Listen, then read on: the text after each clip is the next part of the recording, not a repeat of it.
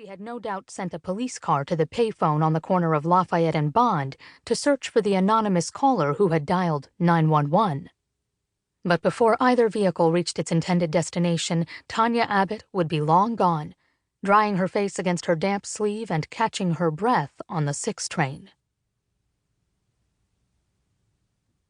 Chapter 2.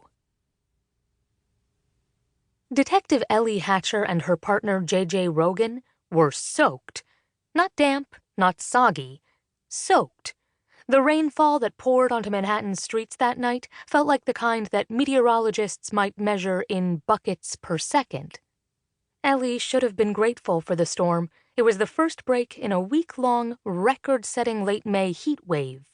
For 7 consecutive days, the mercury had approached triple digits. Those kinds of oppressive temperatures were never cause to celebrate. But in New York City, atmospheric heat led to an altogether different kind of swelter. Thanks to the combination of heat-retaining concrete and still, breezeless air, the entire city reeked of a unique potpourri of body odor, garbage, and urine. The streets and subways were crowded, people were sticky, people were cranky, people drank more, they stayed out later, and people got dangerous. In New York City, heat begets violence. Ellie and Rogan had hoped that the rainfall might wash in their first quiet night of what had been a hectic week. They should have known better. Their first call-out was to the scene of a reported homicide in Soho. A couple huddled beneath a restaurant awning had made out the image of a man's prone body in the back seat of a BMW 325 parked on Grand. By the time EMTs found the track marks and Ellie pulled the 18 inches of rubber tubing from the back passenger footwell, Ellie and her partner were soaked.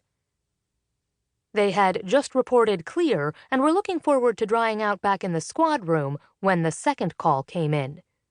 This time to a penthouse apartment at Lafayette and Kenmare.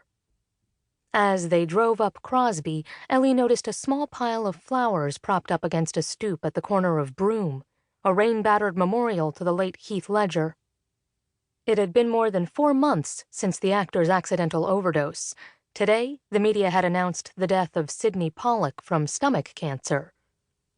When celebrities died, everyone cared, even though the public knew those stars no better than whatever sad sack Ellie and Rogan were about to open a new case file for. The address at the condo turned out to be 212 Lafayette, but the blue glass sign on the bright white exterior marked the building merely as 212. Whereas builders had co-opted the American West a century ago with names like the Dakota, the Wyoming, and the Oregon, the latest flavor was minimalist titles that managed to evoke images of urban perfection with one discrete word: cielo, onyx, azure. And what could be more quintessentially New York than Manhattan's famous area code, 212? Dishwater gray puddles had pooled at their feet by the time the elevator reached the 7th floor. The doors parted to reveal a narrow hallway occupied by a uniformed officer standing between 2 slate-colored doors.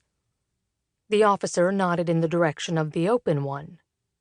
"Not technically a penthouse," Rogan observed as the elevator doors whispered shut behind them. "In a real penthouse, you walk directly from the elevator and into the apartment."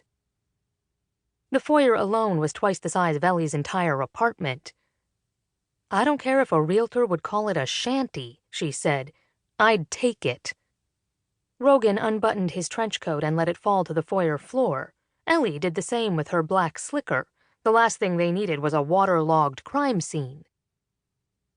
As they made their way to the sounds of voices beyond the living room, Ellie took in the apartment's condition. Beneath a single built-in shelf, books were scattered haphazardly across the floor. The empty drawers of a credenza in the dining room were flung open, kitchen cabinets also open. A pyramid of unlit logs rested picturesquely beneath a mantel, sporting a single crystal-framed photograph, a handsome middle-aged man shaking hands with the former president. The man looked familiar. The person in the picture was not, however, the man they